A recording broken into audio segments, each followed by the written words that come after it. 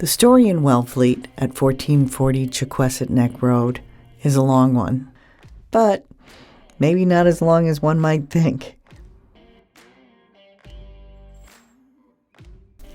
In 2006, the Blosh family bought the property for $2.5 million.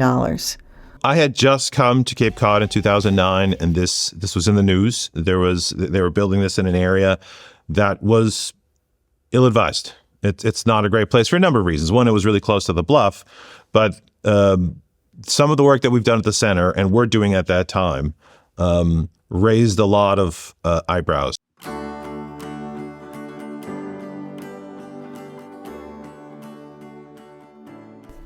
In 2008, the family got a permit to demolish the old structure, the Billboard House cottage. In 2010, the Bloshes built a mansion, 2 times the height and 3 times the floor space of the old cottage. I mean, typically the primary drivers of change along the coast, especially in Cape Cod, are storms. The more storms there are, the more erosion there is. And over time, that sort of evens out over the years. And that's why we say on Cape Cod Bay, the erosion rate is about a foot a year. Right, it's less than on the outer beach. The outer beach is about 3 feet a year. Inside is about a foot a year. And that's because there are less storms, less powerful storms, so the erosion is a little slower. But there are still storms, and there's still erosion. So you're not going to lose those big numbers. You're not going to see that big number of erosion on Cape Cod Bay side. But because there's less sand in the system anyway, there's sort of less sand to repair damage. So during a storm, there's erosion. The sand gets pulled off the beach, and then after the storm goes away and there's quiet waves, the sand gets pushed back, right? That's a normal sort of process. Well, there's less sand on the Cape Cod Bay side in relation to what there is on the ocean side. So if the same amount of sand were to be removed from the Cape Cod Bay side, it would be harder to replace and come back and build up a dune than on the ocean side. One of the things we do with the center is we calculate sediment budgets for a stretch of coast. And a sediment budget is simply figuring out how much sand comes into a system and how much sand goes out. The easiest way to think about it for folks out here is the Outer Cape, okay? Now you think about the Outer Cape Beach. All the sand that erodes from those bluffs either ends up in Provincetown or it ends up in Monomoy. Sink, right? 2 sinks and 1 source. That's the way we do sediment budgets. So the sand is coming from the eroding bluffs in the outer beach. It's going to either Provincetown or Monomoy. That's where most of the sand ends up. So you've got your source and your sinks, right? So on the Cape Cod Bay side, you've got Provincetown Harbor, which is always clogging up with sand. They're dredging it, right? That's where the sand goes. And then Billingsgate, which keeps getting bigger and bigger and bigger over time, right? So you've got those 2 sinks, and the source is just about that Duck Harbor, Blash House region that we're talking about.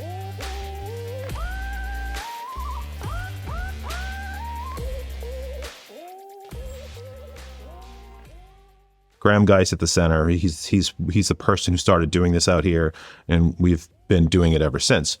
We did some of that, a lot of it in Cape Cod Bay, and we did it along this stretch of coast, right?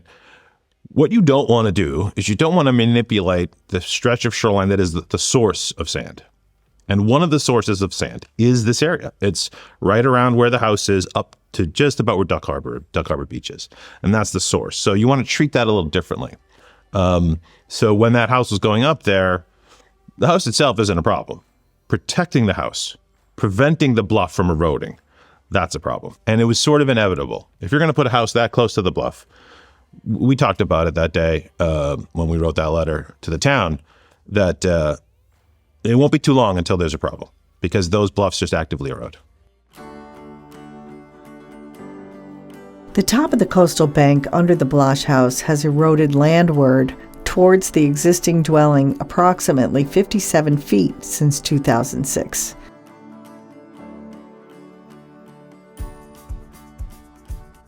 Many homeowners try to put in preventative measures to slow the progress of erosion. Since 2013, the owners of this property hired contractors to dump thousands of cubic yards of sand to shore up the bluff, only to have it washed away a short time later. Yeah, so again, in Massachusetts, when you build a structure that prevents that bluff from eroding, you are required by law or an ordinance to put that sand that would have eroded from that bluff back into the system. Because if you were to deprive the system of that sand, there's going to be problems somewhere else, right? Because the sand's always moving along shore one way or the other. There's a net direction of sediment transport, and that's where that sink, source to sink thing comes from, right? So on the outer beach I always use because it's a more clear example. All those big bluffs erode, sand doesn't stay there, it goes somewhere else.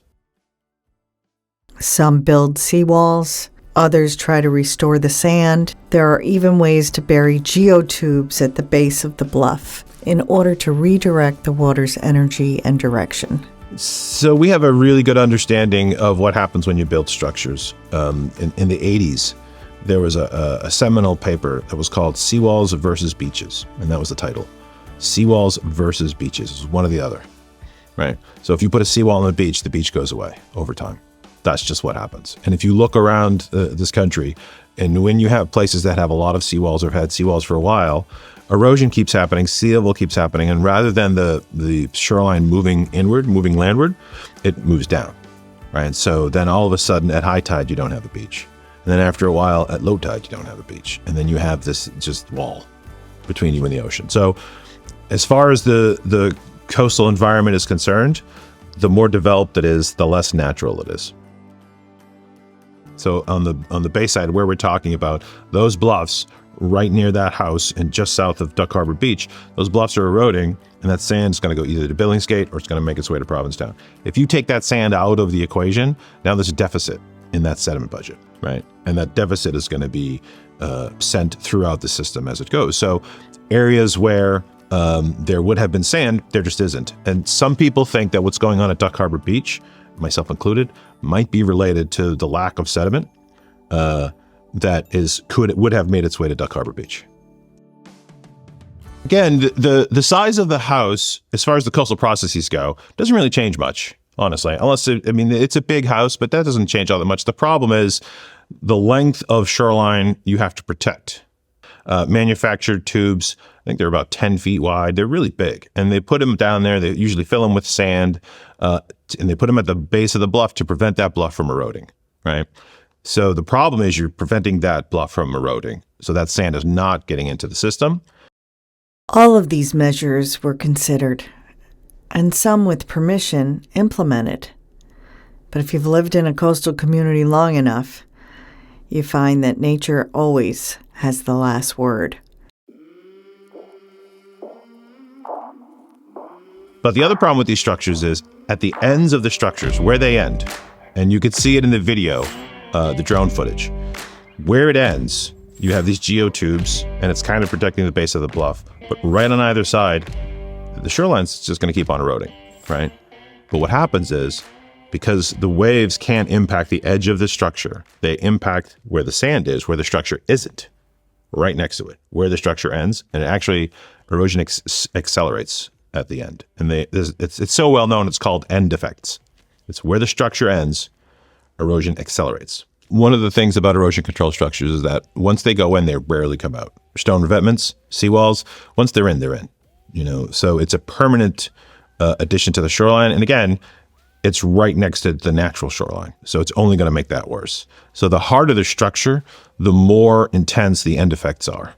Right? If you were to put these geotubes, it will accelerate that erosion at one rate. And then if you do a sloped revetment, it gets a little faster. And then if you do a seawall, that's the fastest because it's a vertical wall and it's a hard. And you can see it up and down. If you walk down the coast of Eastham, you can see that on the bayside. There are structures and there are town beaches, and you can see where the shoreline just changes. The town beach goes much further back than the seawalled or the revetted shoreline.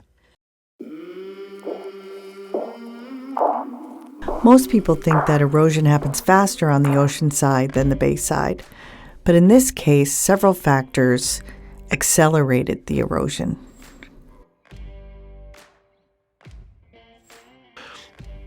Building structures on a coast is just not a good idea because it's not a long-term solution, and it makes everything around it worse, right? So there's this common idea that if you have water flowing in your property, you can't just redirect it to your next door neighbors, right? If there's some kind of problem, you can't just put it over there, right? That's not okay.